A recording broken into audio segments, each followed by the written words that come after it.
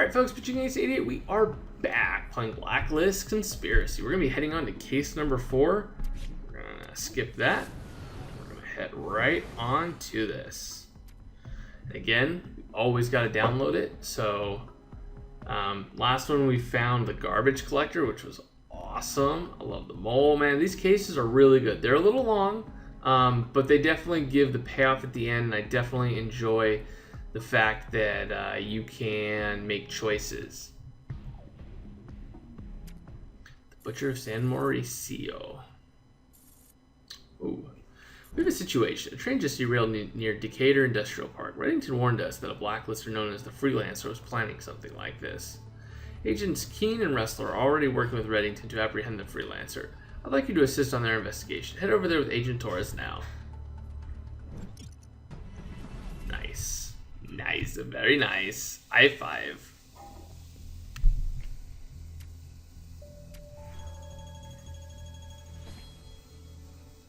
Agent Ressler, Agent Keene, what's the situation? The forensic team found something strange on the train. A victim that was killed with a blow to the head approximately 24 hours prior to the crash.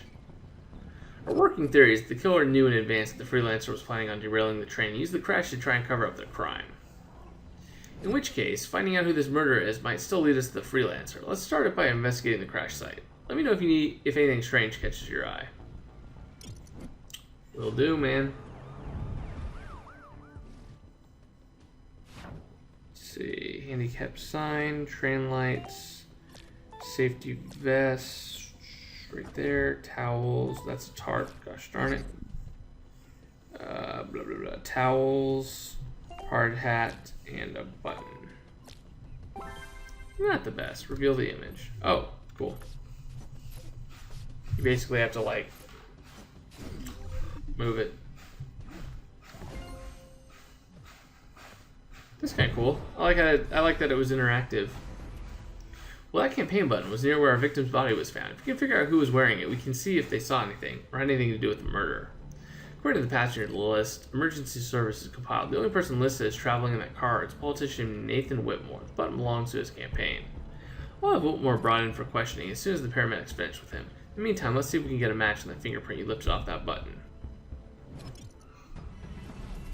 Let's do it. But my guess is we're gonna need to talk to the dude. So let's go through this real quick. Let's get another star. Alright, so neck pillow, blood stain, backpack, handicap sign, caution tape, towels. Very good. Very good. I'll pat myself on the back for that one. Smoked him. And we leveled up. Nice.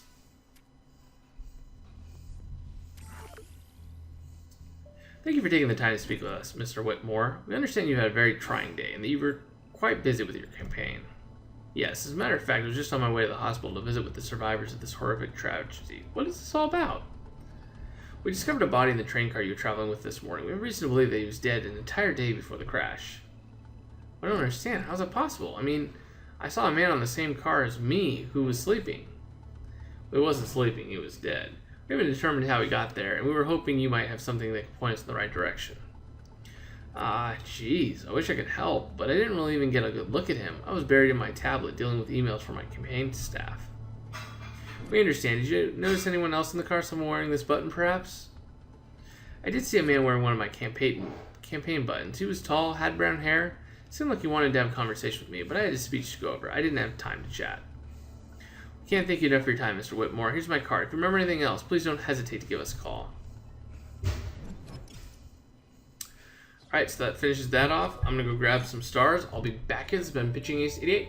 Au revoir. Alright, folks, we're back. I grabbed some stars. Let's head on. Well, I got hit on that fingerprint. The guy's name is Chet Abrams. He's in the system for some petty thefts a few years ago, but he's been behaving himself since then. But get this, he's currently employed by Decatur Industrial Park as a train dispatcher. So this Chet Abrams was on a train this morning. Well, his name isn't on the passenger list. It could be an error, or he could have something to hide. Let's bring him in for questioning.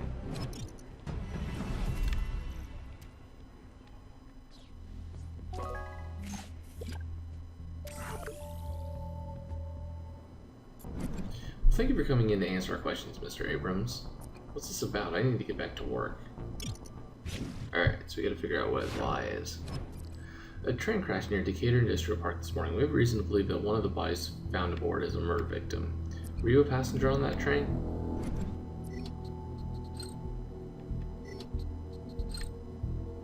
I don't know. I think Chet is lying about not having been a passenger aboard the train. I found a companion button with your fingerprint on, so we already know that you were a passenger aboard the train this morning. Why didn't you want anyone to know that? I called out sick so I could catch a ball game. I didn't want my boss to know I was playing hooky. This doesn't have to get back to him, right? I need the job. Well, the body we found on the train had already been dead a full day before the crash. It was in the same car you rode in. Did you notice it when you boarded? Wait, you're telling me that guy was dead? I just thought he was a drunk. He smelled like the floor of an Irish pub, so I kept my distance. Did you see anyone near the body? Yeah, one stop before the crash, Nathan Whitmore got in. He seemed so nice on the news, but he was really rude. Just gave me the brush off and sat next to the dead guy. Then he got on his cell phone and started yelling into it. He kept saying that someone needed to come get him quick, and said something about somebody losing their job over a mix-up or something. Thanks for your help, Mr. Abrams. We'll be in touch if we have anything further. So failed. Missed out on 25 EXP. Either Whitmore or Abrams is lying. If Whitmore really did sit next to the man on the train, then he must have already known him. We talked to Whitmore. He said that he was going to visit the survivors at the hospital. We should go over there and have another chat with the prospective senator.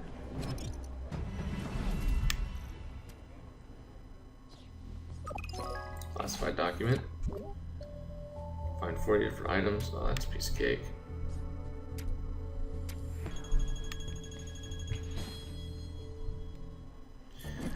Apparently Whitmore has arranged a press conference for this afternoon to deliver a speech mourning the victims of the crash. Leave it to a politician to milk the tragedy for votes. He's already left the hospital, probably to pick out what tie he'll be wearing in his press conference, so we won't be able to question him yet. One of the nurses said he left a few things in the last room he visited. If any of those things indicate he knew our victim, we have a solid reason to bring him in for more questioning. Alright, let's see how messy this hotel room. There's film reel. Darn it, I was trying to do this quickly and I don't see where that is. Film reel's down here. Wallet. Where's the clipboard? Oh, there's the clipboard. Pigeon. I would assume that it was outside. It is. Bandage. Yeah, not the best. But I beat Dembe. Looks like Whitmore left this wallet behind, but it has the initials AH on it. Could it belong to our Vic? Better have Aram take a look at it. And also, it looks like someone tried to destroy this real film you found. Let's take it back to the post office, see if we can figure out what they were trying to hide. Analyze. Oh, okay, so that's one of these.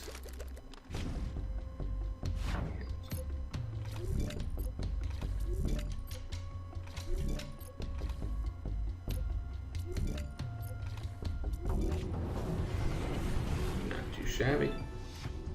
Well, that damaged film appears to be a Super 8 home movie. It's too fragile to play, but we can still look at the individual frames to see if we recognize anyone in them. The man in this film is Nathan Whitmore. He's with our John Doe. This proves that Whitmore lied about our victim being a stranger. Let's bring him in and find out why.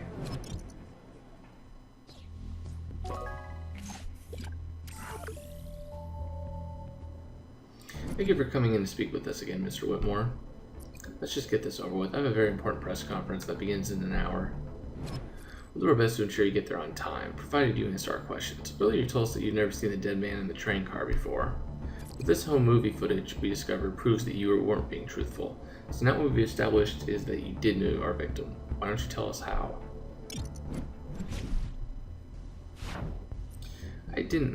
Not anyway. I met him at one of my speaking engagements months ago, but we had a brief conversation. I didn't even get his name. When I got on the train this morning, the man wearing one of my campaign buttons approached me. I shook his hand, but he seemed like he wanted to talk. I didn't have any time to answer endless questions from a supporter, so I sat next to Arturo to get away from him.